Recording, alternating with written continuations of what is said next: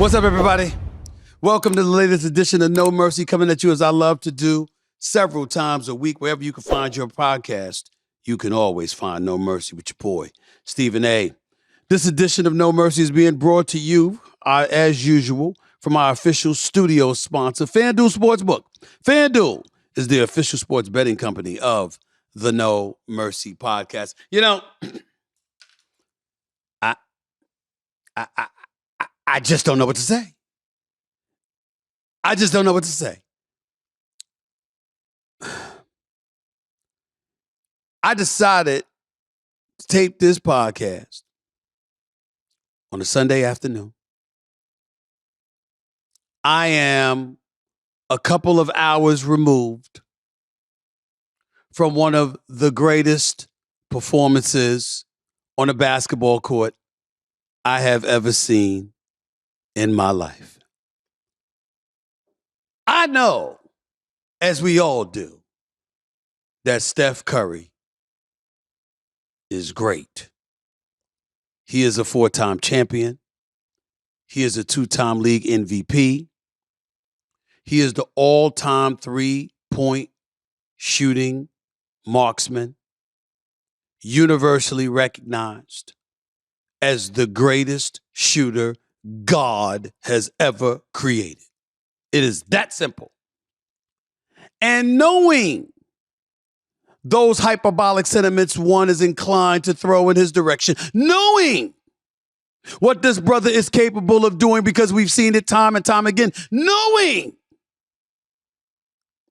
that I fully expected him to go off and propel the Golden State Warriors to a Game 7 victory in the first round against the Sacramento Kings. Knowing all of that, I still sit here shell-shocked. 50, not 50 Cent, 50, as in 50, as in 50 points on 20 of 38 shooting. This brother put on a show.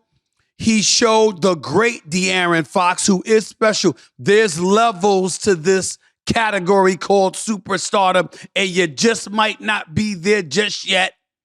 Messed up index finger and all. Malik Monk coming into the game, leading all scorers in the postseason with points off the bench by about 32 points. Okay? Got a coach of the year, Mike Brown, who was a former assistant under Steve Kerr. Familiar with everything that Steve Kerr wants to do, familiar with everything that Steph Curry likes to do, how he wants to do it, what spots he wants to hit, where he wants to do it, when he wants to do it. It didn't matter. Klay Thompson couldn't buy a basket in the first half. 1 for 10 shooting in the first half. Beautiful, beautiful 4-point play on a 3-point make. After Malik Monk had scored on a putback, really derailing Sacramento's momentum. They were down 6 at the point. But when you fouled them on a 3-point shot, they ended up 10 at the end of the third quarter, and then they will run away from it. Ladies and gentlemen, there are levels. And it is one thing to beat somebody. It's another thing to beat them on their home turf, not yours, in a closeout Game 7 of a postseason game, in a postseason series. But it is quite a different stratosphere when you bust their ass in the process. And you demoralize them to such a degree that you see the level of resignation and surrender engulf the opposition. That is what Steph Curry did Sunday afternoon, leading the Sacramento Kings, the Golden State Warriors, to their victory in Game 7 over the Sacramento Kings. The Golden State Warriors are going to the Western Conference semifinals. They're going up against the Lakers. That means they're going up against LeBron James. And I said to everybody on national television yesterday, there were 2 people watching this game. 2 people watching this game. One was the LeBron James that is a 4-time champion himself and a 4-time league MVP. Okay, with his multiple NBA Finals MVPs, for to be exact. This same guy, that is LeBron James, this dude, the competitive fervent side of himself, the one that belongs on the Mount Rushmore, that dude watched and marveled at the greatness of Steph Curry and said, I can't wait to go against this brother. That's one person that was watching this game yesterday. The other person that was watching the game was another person named LeBron James. Obviously the same person, but split personalities. One very, very happy and honored to be going up against the great Steph Curry on that big stage, and the other despondent and depressed because he knows good and damn well his ass ain't going to the conference finals because Steph Curry going to be standing in his way. You see, he won in Sacramento. He ain't going to tell you that. But LeBron won in Sacramento. They're puppies. No matter how gifted they are, they're young. They ain't never been there before. Wet breath smelling like Similac, wet behind the ears. They ain't want. That's who LeBron James wanted. He ain't want some dude that's already beaten him in the NBA Finals 3 times. That has just as many championships as him. That's on the verge of surpassing him. And is a dude that could pull up from the parking lot and LeBron James would throw up his hand because everybody believes it's going in every time he shoots because he's that great of a shooter. That's what we saw in Steph Curry, which warrants me going to a place that I've been strongly advised not to go to because my own health is at stake. But I'm going to do it anyway. I'm not going there definitively. I'm not doing that. But I do think it is time to ask the question.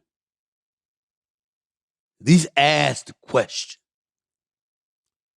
Is Stephen Curry the greatest point guard who has ever lived? I think it's time to ask that question. I think it's time to ask that question because he's clearly the greatest shooter that's ever lived. He has no range. He can pull up from 20, from 30, from 40, from 50 feet with accuracy. We've seen him do it. He can hit from the corners. He can hit from the wings. He can hit from the elbows. He can hit from the key and far beyond and above the top of the key. He can shoot off the dribble. He can shoot runners and floaters. He can shoot standing still. He can even scoop underhand shots. It doesn't matter. It doesn't matter. This is who he is. And when you consider the profound impact that that can have on a particular player, on a particular team rather, spreading the floor, having to guard him, his movement without the basketball, keeping your head on a swivel, constantly wondering where he is, how he compromises defense and defensive schemes and all of this other stuff. What are you going to do? When you talk about a point guard having an impact, why do you say the point guard has an impact? Because of their ability to affect all the pieces around them, both with the players that play with them and the players that play against them. Because when you've got to keep your head on a swivel, when you don't know what this person's going to do because of the multitude of ways in which they can victimize you,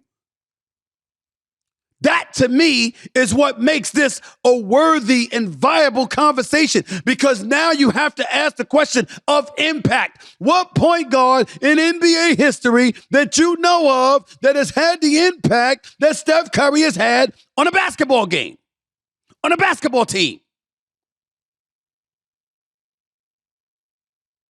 Irvin Magic Johnson, Isaiah Thomas, Jason Kidd, Nate Tiny Archibald, the great Chris Paul, CP3, Gary Payton. I mean, the lists are there. No question, no doubt about it. But to me, it's a worthy question. Now I have to confess to you, there are those who will remain nameless. Some of the greatest players who ever played this game who will remain nameless. That have flat out stated, no. Nobody comes before Magic. They even looked at Steph's 50-point performance today, and they said it still wasn't Magic's 42, 15, and 7, although that was a game 6, not a game 7, against the Philadelphia 76ers, his rookie year, when he played center. That's what they point to.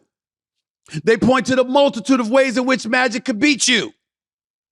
Passing the ball, driving to the basket, leading fast breaks, running a system. They point to all of those different things, not to mention his leadership. And they talk about the myriad and multitude of ways he can affect the outcome of the game. And their argument against Steph Curry was, when he's not shooting, no one says these things about him. It's because of his shot. Yes, Stephen A. But when he's missing that J, no one talks about him that way. With Magic scoring 1 minute, another minute, he's got 20 assists. He's playing point guard. He's playing center. He's playing point forward. Magic beat you in a myriad of ways. The game was far more physical than Stephen A. You get teed up for passing gas in today's game, Stephen A. It's not the same. It's not the same. I got it. I understand. Very, very, very compelling arguments. So I can't refute what they're saying. Here's what I would tell you. If I were a basketball player on a team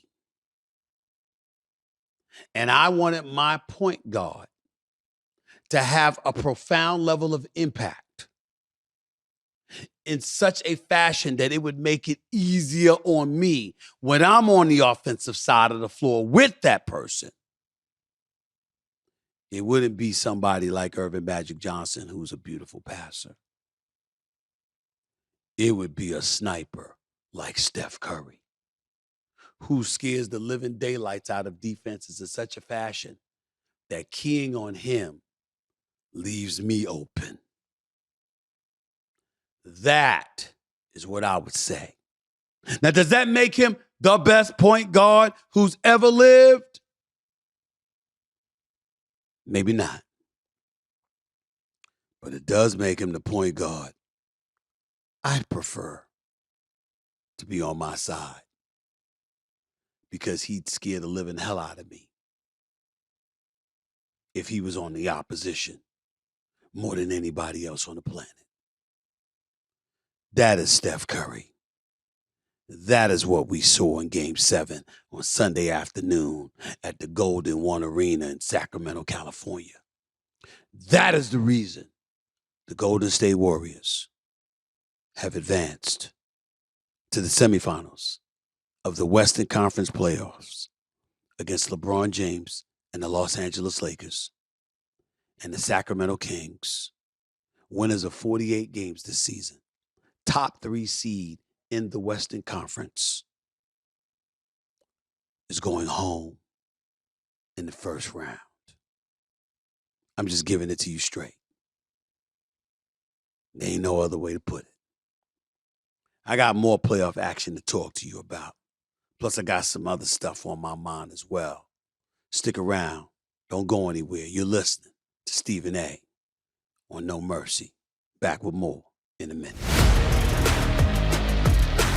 Most of us need to shave. That's just the way it goes. And when you need to shave, you know what that's about. There's no doubt about it. You're itchy. You're starting to look unkempt. You know you need to take care of that beard or mustache. But how are you supposed to know what razor to choose? Well, I'll tell you how. You go with Harry's, because Harry's makes it easy to choose them. A great shave at a great price. And it's shipped right to your door. I've been loving my time with Harry's trial set, by the way. You got to try it for yourself. Trust me on this, okay? Their razor gives me precise control of every motion, and I don't have to get replacement blades all the time either. When I do, the refills will be as low as $2. And when you get their $3 trial set, at harrys.com/mercy, you're getting a $13 value with their razor, a weighted handle, some foaming gel, and a travel cover. Save the hassle, set up your delivery, and get the best quality shave with Harry's. Get a $13 starter set for just $3 at harrys.com/mercy. That's harrys.com/mercy for a $3 starter set. I've spoken to a lot of people on the show, and sometimes it's cordial, sometimes we're laughing, having a good time, and sometimes it gets heated. When you talk with me on No Mercy, you know there's a chance that we'll get a little intense. That's why we need to find ways to chill. And with an ice-cold Coors Light, you've got a beer that's made to chill. And I'll tell you my favorite part about Coors Light. Yes, the taste is great. It's refreshing, it's crisp, and something you should reach for all throughout the spring and summer. But my favorite is what they do with the bottle. They've got the mountains on the bottle to reflect the Colorado Rockies, and they'll turn blue when your beer is cold enough so that you can officially chill. That's what I want in a beer. I want a beer that's thinking about all the aspects of my experience, and that's Coors Light. When you choose to chill, pair your plans with an ice-cold Coors Light. Get Coors Light delivered straight to your door with Drizzly or Instacart by going to CoorsLight.com/mercy. Celebrate responsibly. Coors Brewing Company, Golden, Colorado. I'm all right. You know, I'm not going to panic. I'm not going to panic. It's just one game. It's just one game. I know all of y'all out there sitting there looking at me and like, yeah, what happened to your Knicks? What happened to your Knicks? It's just one game, baby. It's just one game. It's still orange and blue skies. It's still orange and blue skies. I haven't lost faith. I didn't see Julius Randle out there. I didn't see him out there playing. Knicks was shorthanded, okay? Came out strong.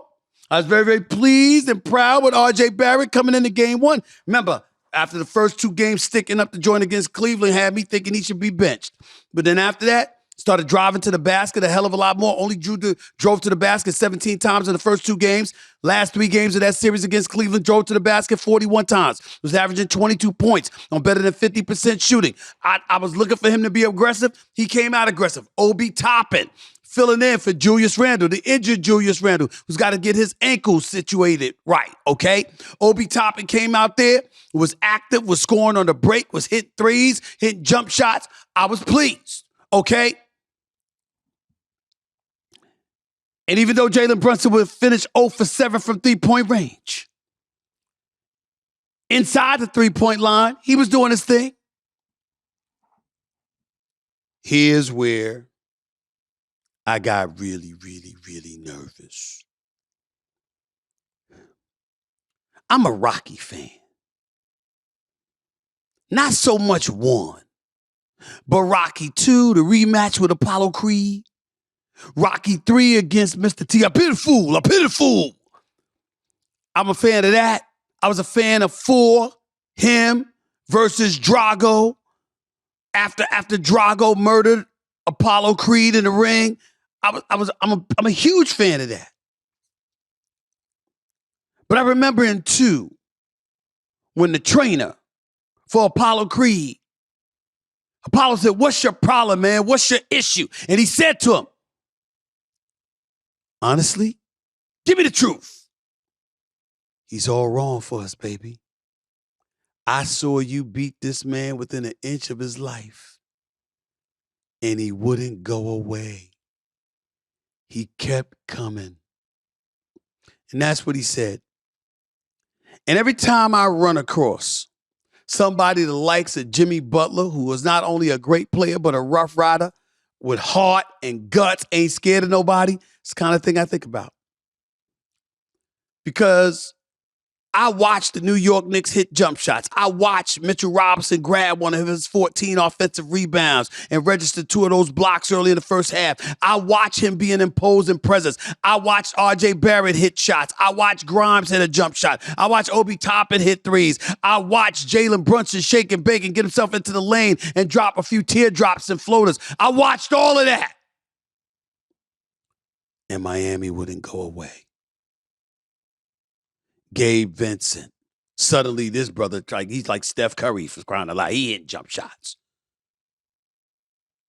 Strauss, he's hitting jump shots. Lowry coming off the bench. I thought he was done. He hitting jump shots. And then they go in the second half on a 21-5 run.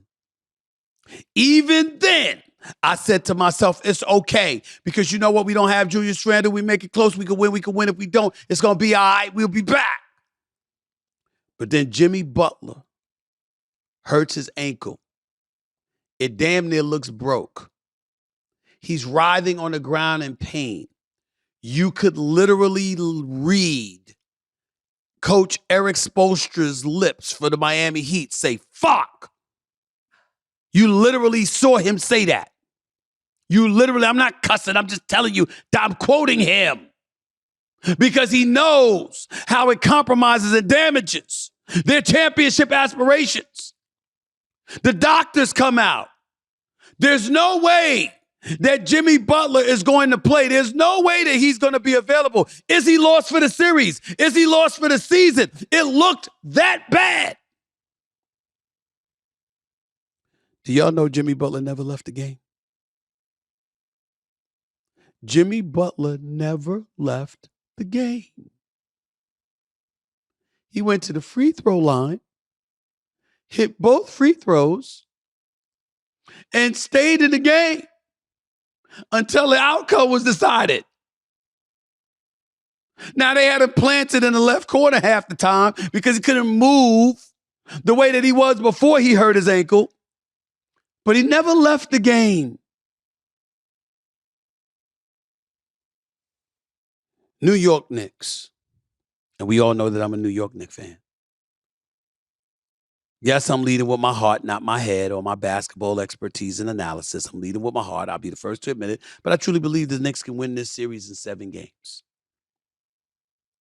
But they got to have all their horses. That means Julius Randle, too. They can't beat Miami without Julius Randle. Just like they can't beat Miami without Jalen Brunson. The New York Knicks have got to have all their horses. Jimmy Butler had 25 and 11 still. Gabe Vincent had 20 points. Bam Adebayo had a quiet 16, but still made a couple of big plays. Lowry had about 18 coming off the bench. Kevin Love hit a couple of big-time shots. And by the way, there's nobody that's a better outlet pass thrower in the NBA than Kevin Love. He did it about 3 times today, on Sunday afternoon. About 3 times. Miami was the worst offense in basketball. Throughout these playoffs, they're number 1 in points, number 1 in field goal efficiency, number 1 in 3-point field goal efficiency. I thought the New York Knicks would shut them down. They only shot 42% for the field, only shot 33% for 3-point range. Doesn't matter. These brothers are finding ways to hit shots. If Miami's hitting shots, they can beat anybody. We could see potentially a rematch between Miami and Boston in the Eastern Conference Finals, because I don't believe for 1 second Philly was beating Boston, even if they had a healthy Embiid. And with Embiid questionable for game 1 Monday night in Boston, hell, why should I believe they're going to beat Boston? Not with Jason Tatum and Jaylen Brown. Not with Marcus Smart, Derek White, and Malcolm Brogdon, the reigning 6th man of the year. Not with Robert Williams III back in the lineup to defend against Embiid. Not with Al Horford. Why would I believe that? I don't even need to talk about the Philly-Boston series because I don't think Harden and Maxey and Tobias Harris and them are beating Boston. I don't believe it. I just don't. But I did believe the Knicks had a chance. It ends without Julius Randle. And game 2 is an absolute must because the New York Knicks, going back to Miami for games 3 and 4, are not winning 4 games out of 5 against the Miami Heat after losing both games at Madison Square Garden to open up the series. It's not going to happen. I reserve judgment until then. I still hold out hope for my New York Knicks. But they got problems. And I'm willing to admit that. Here's what I will tell you. Their problems are no bigger than the Phoenix Suns. KD is that dude. Kevin Durant, yes, he is. Devin Booker is that dude. He's something special. Ladies and gentlemen, I watched the Denver Nuggets against Phoenix on Saturday night. They are bigger, courtesy of Nikola Jokic. They are bigger. Of course, Aaron Gordon, too. They are bigger. They are stronger. They have more depth. They have more athletes. And evidently more hunger. You see, I've always been a Jamal Murray fan.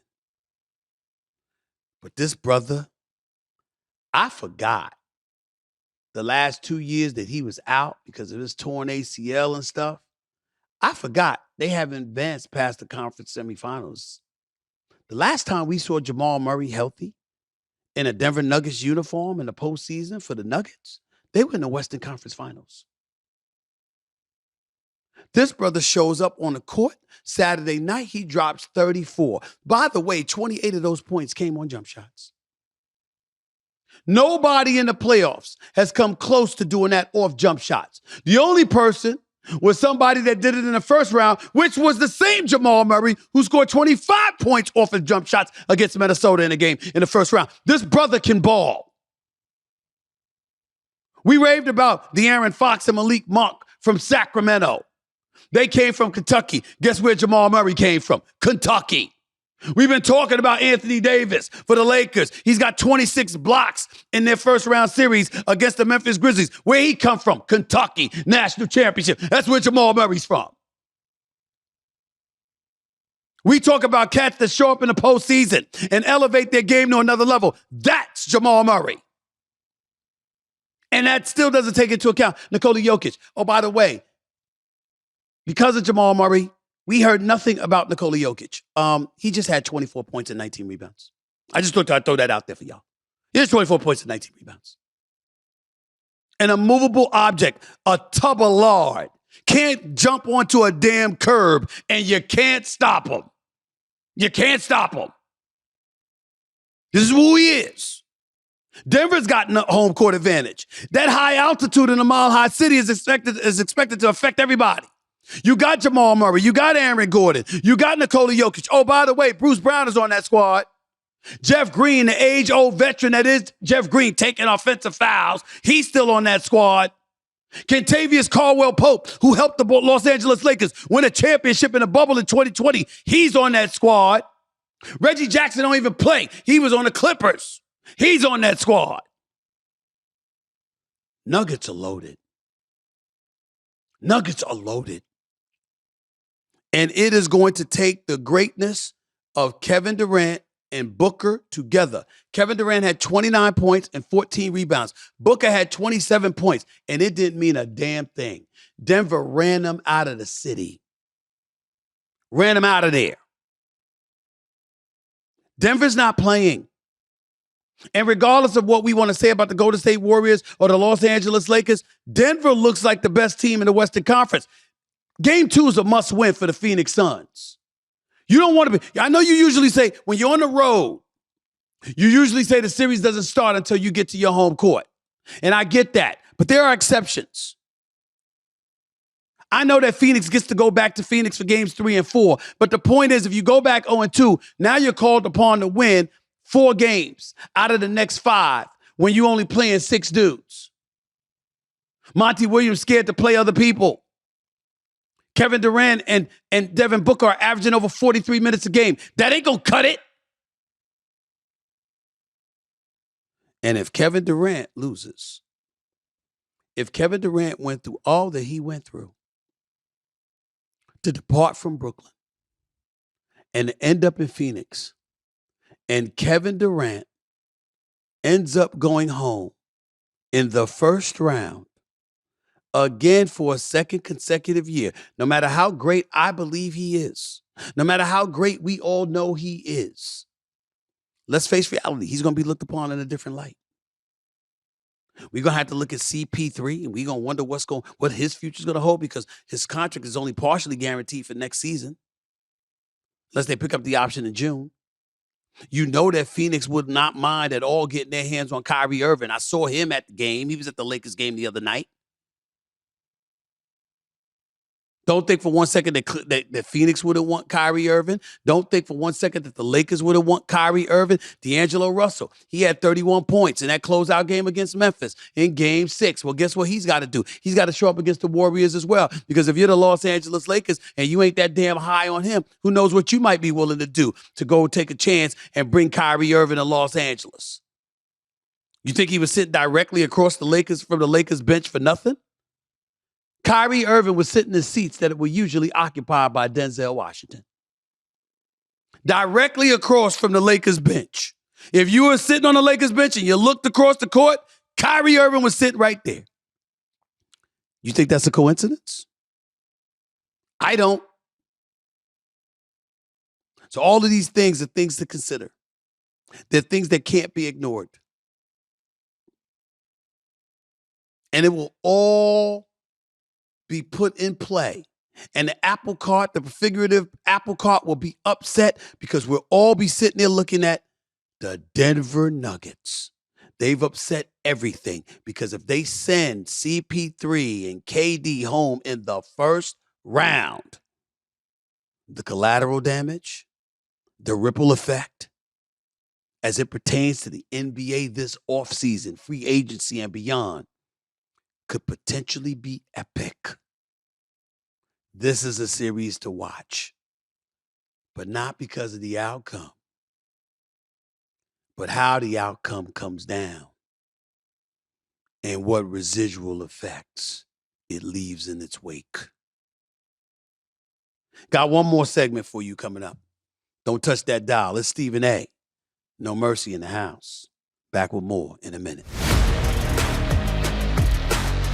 In a lifetime of covering sports, I've been introduced to cultures from all over the world. The biggest stars right now, from Lionel Messi to the Greek Freak, come from all corners of the earth, all sections of the globe. And I'll tell you, the best way to really appreciate an international culture is through the magic of language. That's where Rosetta Stone comes into play. They've been the experts in language learning for 30 years. And you can get their award-winning app to learn 25 different languages, anytime, anywhere. Spanish, Italian, Chinese, whatever you choose. You'll make real progress for real-life conversation in as little as 10 minutes at a time. And it's intuitive. No memorizing flashcards and that stuff that didn't work in school. So prepare for travel abroad or look to keep that mind sharp. Be ready to learn. For a limited time, our listeners can get Rosetta Stone's lifetime unlimited subscription, which gives you access to all 25 of their languages forever. For 40% off, visit rosettastone.com/mercy today.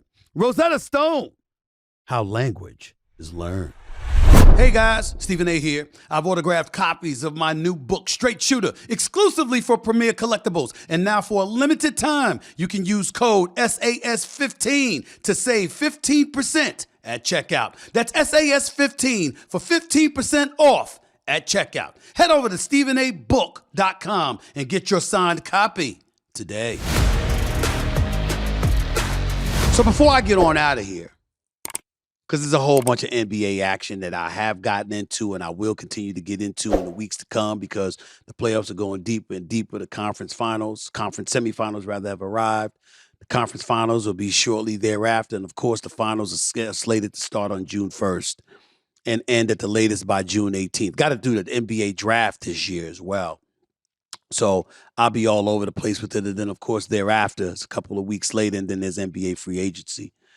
There's a lot of stuff to get into, and I certainly will not hesitate to do just that. But I got to veer left on some football item that I need to discuss. Because the one and only primetime Deion Sanders, the new head coach at the University of Colorado, made some news. In the aftermath of the NFL draft, the former Jackson State coach who departed a few months ago to take the job in the Pac-12's Colorado Buffaloes 1-11 last season. So obviously there's nowhere to go for there but up for primetime Deion Sanders now that he's inherited that program. But considering the success that he's had at Jackson State, the level of notoriety he's brought to HBCUs, Coach Prime tweeted Saturday that he is, quote, ashamed, end quote, of 31 NFL teams after his former cornerback and returner at Jackson State, Isaiah Bolden, Bolden, was the lone HBCU player drafted this year. He's a cornerback and a returner, like I just said. He was selected 245th overall. That's the 7th round by the New England Patriots on Saturday, meaning Bill Belichick's New England Patriots. Sanders, as I told you now, the coach of Colorado, took to Twitter to congratulate his former player and to admonish the NFL for passing on other HBCU players. So proud of you, Isaiah Bolden, 23. You deserve to be drafted much higher, but I'm truly proud of you. I know how much you wanted this. I'm ashamed of the 31 other NFL teams that couldn't find draft value in all of the talented HBCU players, and we had 3 more draft-worthy players at Jackson State. For those of you who may not recall, 4 HBCU players were selected in last year's NFL draft. When you look at Bolden, he's the second Jackson State player who played under Sanders to be drafted. The other was linebacker James Houston, who was selected by the Detroit Lions in the 6th round last year and went on to become just the 3rd player since sacks became an official statistic in 1982, by the way, to record at least 1 sack in each of his first 4 career games. Terrell Suggs and Santana Dotson were the others. I'm reading from ESPN.com and giving you those nuggets. Here's how I'm torn. Deion Sanders is my brother. I love him. And I usually agree with him. I'm not telling you that I don't agree with him here. What I'm saying is I don't know definitively, if I'm being totally honest. See, ladies and gentlemen, we have to make up our mind. I know people who are advocates of drafts being abolished because they consider it some kind of plantation thing or slavery. I've never held that level of thinking. Do you know why, ladies and gentlemen? Because it doesn't matter what ethnicity you are. If you want to be an NFL player, you're going to have to go through the draft. It ain't like white folks don't have to go through the same things these black players don't have to go through in order to get drafted. So since the rules are applicable to everybody, I don't go that route and I don't feel that way. Although I do understand how having to be half naked and having everything measured and you got to jump when they tell you to jump and run when they tell you to run and do the drills that they want you to drill. But damn it, you volunteered. You want to play football? That comes with it. I got that.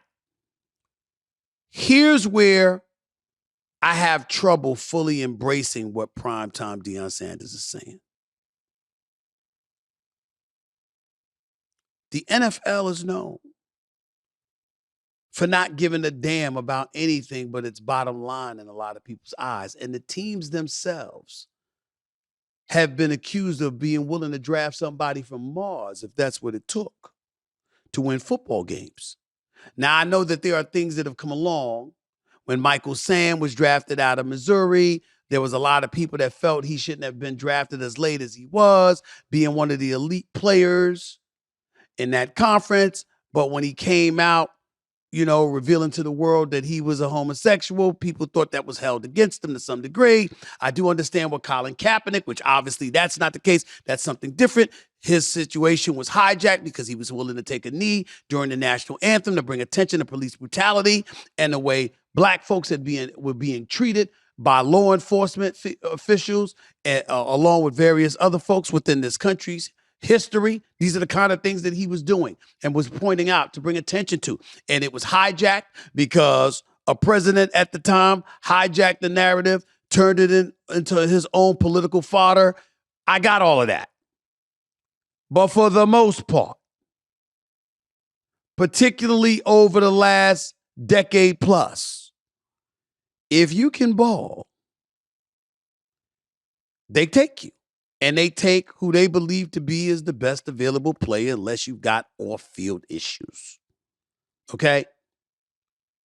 So if you didn't draft some of these HBCU players, to me, it's entirely plausible they may not have been seen because you're not paying attention. You're not scouting them. If you're not scouting them and you don't know what they can do, you may not take a chance, a flyer on them and go for it. That makes sense if that's what Deion was alluding to. But if he's alluding to them looking at HBCU talent and passing on them because they didn't believe that the HBCU talent that they looked at was good enough, well, then that's just their evaluation. because I have a difficult time. Listen, if you got a black player that's at Alabama, you got a black player that's at LSU or Ohio State or UCLA or USC or whatever the case may be, and you're willing to take a player from one of those programs, why wouldn't you be willing to take a player that you saw from an HBCU program if you looked at them and you thought they had similar abilities? I don't know if I can accuse, like, if I could go as far as saying I'm ashamed of the National Football League, the 31 other teams that didn't draft another HBCU player. Isaiah Bolden may be considerably better than a lot of the HBCU players that he was competing against. I don't know. I'm just saying that's a difficult thing to accuse the NFL of. You got NFL, meaning the league office, led by Troy Vincent, the executive VP football operations, is heavily involved with bringing attention to and contributing to causes that benefit HBCUs. Deion Sanders himself, we know how revered he should be because of the attention and the notoriety he's brought to HBCUs. The more cameras and the more of a lens that's placed on HBCU players, the more visible their talents will be to that of scouts, player personnel directors, GMs, head of football operations. We go from there. I'm not saying that there isn't more talent at HBCUs. I'm saying if the lens isn't placed upon these players, then you may not have paid enough attention to them. And if you're saying that I'm ashamed because we're not giving them the attention they deserve, we're not paying attention to them because we may not know what the hell is going on at HBCUs, I'm down for that. I totally agree with Deion. But if you go to an HBCU and you watch these guys play and you think that there are an abundance of other players that are better, then that's what you think. Because your job as a football team and as a football executive is to get the best available talent. And if you don't believe that that is the case, you don't believe that that is the case. That's just how I look at it. Again, I believe in HBCU talent. I want the cameras following them wherever they go. I want them nationally televised. I want the competition stiffened. I want to see these brothers getting an opportunity, getting more visibility, getting more notoriety, getting more press. I want to see that. I just want us to understand that if that happens and you still see some HBCU players passed up on, then that might mean they got to continue to elevate their play. Notoriety or lack thereof is one issue. But it's not like somebody should be drafted just because they're from an HBCU. And I don't think Deion is saying that. I'm just saying I needed more clarity with his position. I went to school with a former HBCU player that was in the NFL. His name is Yancey Thigpen. He was a wide receiver for the Pittsburgh Steelers and the Titans. He and I went to school together.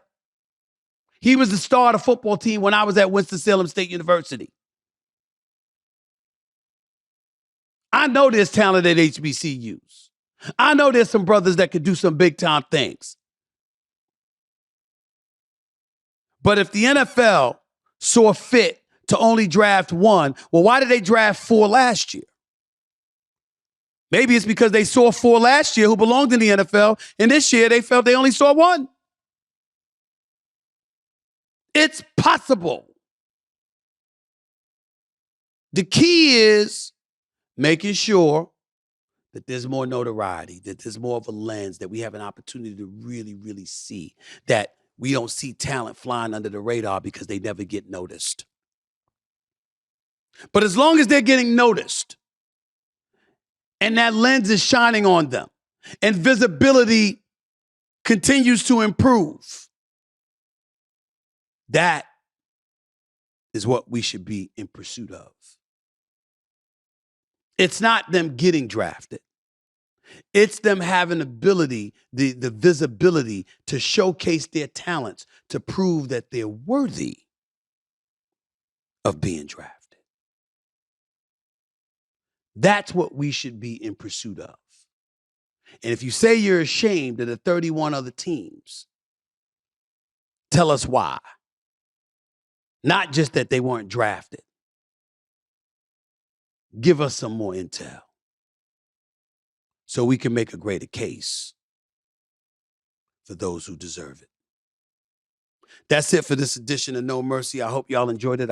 I know I certainly did. Appreciate the time and the energy and all of that stuff that comes with it. I'll be back in a few days because NBA action is fantastic. Stick around. Make sure you check me out.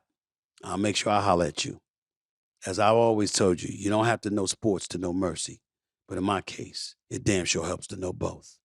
Peace and love, everybody. Until next time.